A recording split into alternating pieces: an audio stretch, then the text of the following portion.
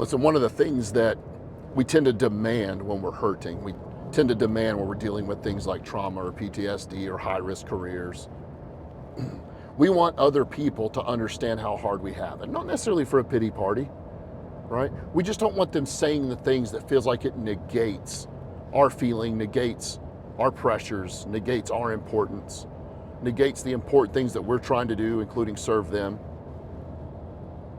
And part of you wants somebody else to understand. One, so you know you're not crazy. Oh man, you feel that way too? Shh, dude, I've had 3 years of that. Hey, that call last Saturday, I'm still thinking about that one. Hey, what we saw 2 years ago, I'm not saying I have constant nightmares about it, but I still think about it once in a while, and it really brings me down. One, to know we're not crazy. Two, it's kind of nice to get a little of that affirmation. You know, one of the things a lot of people do physically, I've noticed in the world, is if they're self-conscious about being too heavy, right? Well, they always do. Well, I'm working on it, but you know, I got really fat this year, because they want the other person to go, I don't think you're fat. I mean, a little bigger this year, but I don't think you're fat, right? Or vice versa, right? I've got a young client who is, you know, under 100 pounds. She's not sick. She's just a small person trying everything she can to go up, get muscular, get toned, right? So because I'm a heavy lifter, because I've done bodybuilding, because I spend a lot of time in the gym, and that's a comfort area, both when being there and in teaching about and talking about, she'll, you know, like, she'll tell me her accolades of what she's doing in the gym. One, because she feels it's important, I know, but also, you know, she's human too. She wants to go like, yeah, you're putting on some muscle, like your shoulders are looking great, right? Like we're looking for that affirmation too, right? And maybe even three, we want other people to understand so we can get maybe their ideas of how they dealt with it, or if they have any good suggestions about how to deal with it.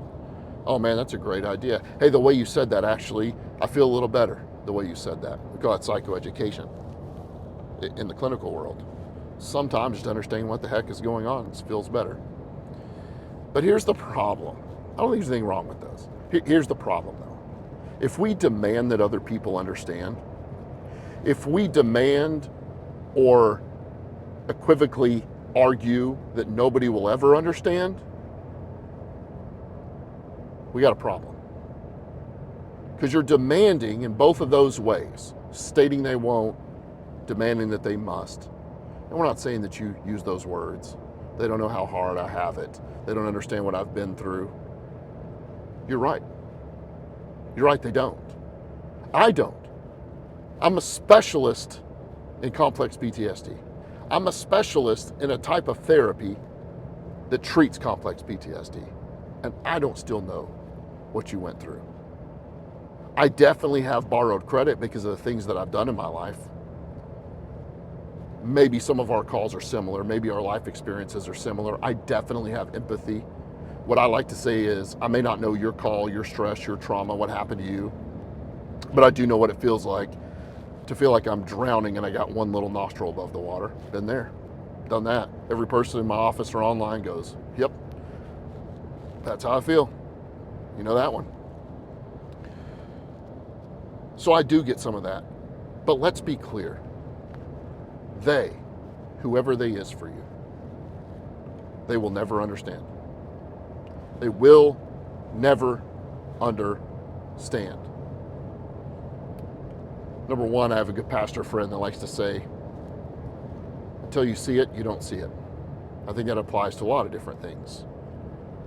Whether you're somebody that's given their life to Christ, whether you're not, whether you have a high-risk job and somebody does a ride-along and they see how hard it is, whether you go to somebody's factory job and realize just how taxing that can be.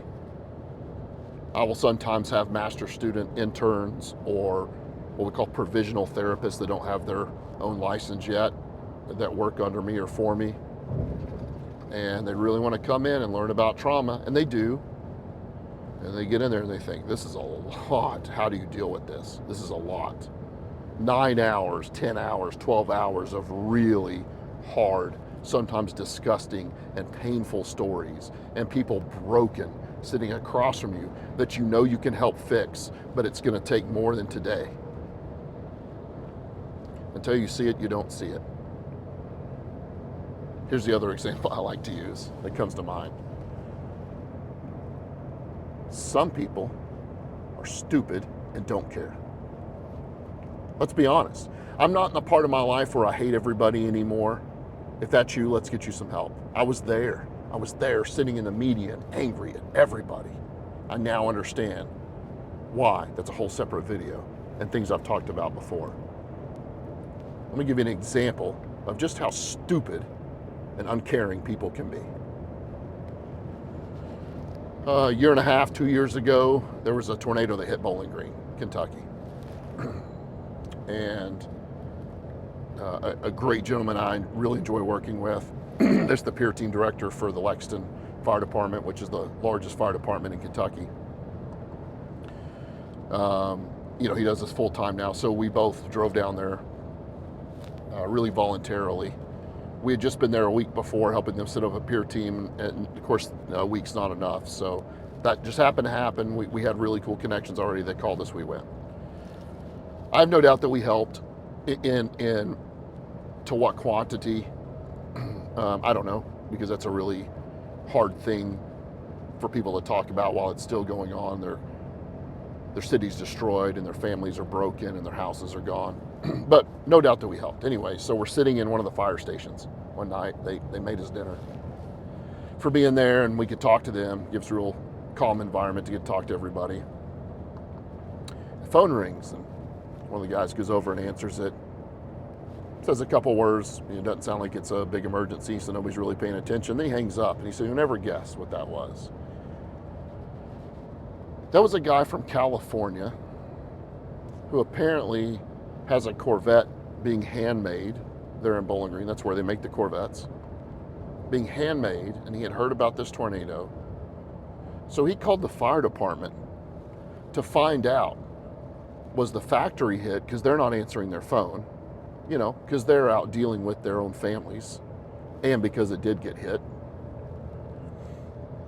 They're out dealing with their own families, and he wants to know, did the factory get damaged? Do we think his car would be still ready on time?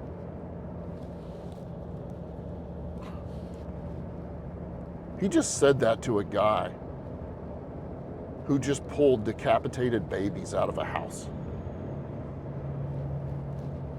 who just found body parts miles away from the epicenter of the tornado. Some of the guys in that room were going to have to go back and put their own houses together. Now, it's a great fire department. If their house was destroyed or people injured, obviously they would have let them take it off, even if they wouldn't, because every person came in that could to try and help. This guy from California calls and is worried about his Corvette. It's a major investment, maybe. Maybe after a couple of weeks, I might have called the Corvette place and just seen if there was any logistics, or if he needed to wait longer, or if he needed to maybe cancel a flight to come out and get it. I'm okay with that. But the morning after tornado, this guy decides his best course of action is to call the local fire department, see if they can check on his Corvette. I'm not going to flip off the camera because I don't want it to end up as a screenshot. But you know what I'm thinking.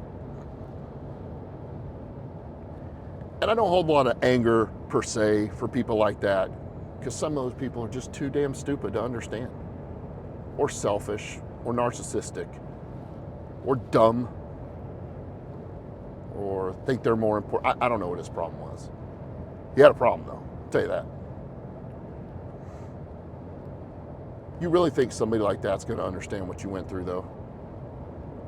You think somebody like that, even with graphic detail, is going to do something about it? It's not everybody in the world. Please don't take this as just keep to yourself and hate everybody. But do you honestly believe that somebody like that will remotely fathom what you've been through?